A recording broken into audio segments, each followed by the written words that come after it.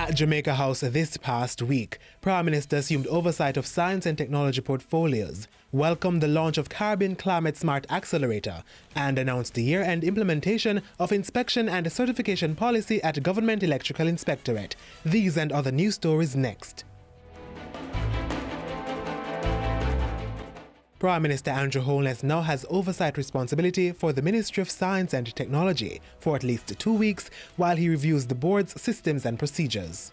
A useful measure because it has given me the opportunity to delve deeply into the operations of some of our bureaucratic structures. The Prime Minister's oversight took effect on August 8 and became necessary after the former minister, Dr. Andrew Wheatley, stepped away from the portfolio less than 2 weeks ago. The energy portfolio, which Dr. Wheatley also previously held, will remain at the office of the Prime Minister. Mr. Holness met with boards and entities under the energy, science and technology portfolios, including the Petroleum Corporation of Jamaica. In bringing it into the office of the Prime Minister, the first task is to reassure the public that from a governance perspective, the organization is sound, that TCJ is sound, that there are no issues there that are likely to come to public attention.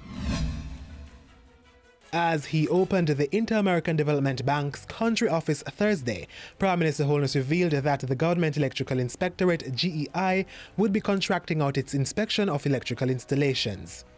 Mr. Holness said this would fast-track building approvals on the island and move Jamaica from its 91st placing on the Ease of Doing Business Index for the delivery of electrical services to new applicants. The policy to contract private electricians to inspect electrical installations is expected to be fully implemented by year's end.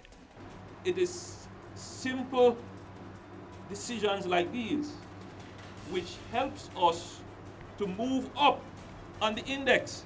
And it is not just a matter of trying for bragging rights that we have moved up on the index, but it is a real thing if we are able to give approvals for electrical installations quickly. By Thursday afternoon, the Prime Minister was at the University of the West Indies, pledging the island's commitment to making the region the world's first climate-smart zone by the year 2040. That goal is expected to be reached through the Climate Smart Accelerator, which covers 26 countries and 40 private and public sector partners. We welcome all partners, technology companies, investors, agricultural companies, in fact anyone who wants to join in creating a better Caribbean community and economy. Touted as a business engine, the accelerator aims to fast-track priority initiatives using climate-smart technology over the next 5 years. Back at Jamaica House, Prime Minister Holness met with the Chilean ambassador to Jamaica. The two spoke about strengthening Jamaica's ongoing partnership with Chile. This includes a cooperation agreement for local coaches to travel to Chile to conduct sports clinics in track and field, while Chilean coaches will come to Jamaica to facilitate training in gymnastics, field hockey and tennis. And on Friday, Prime Minister Holness gave instructions for the suspension of the practice of barring persons dressed in sleeveless attire from entering government buildings. Mr. Holness has also ordered a full review of government dress code practices. While that is being undertaken, Gender Minister Olivia Grange has been mandated to formulate a government dress code policy that is aligned with modern considerations as well as the climatic realities of Jamaica. In dealing with the issue of climate change, as temperatures rise, there will not just be infrastructure changes that are necessary, but there will be social changes that are necessary. And some of the debates that we are holding on to now about how we dress will have to adapt to the hotter climate that we're in.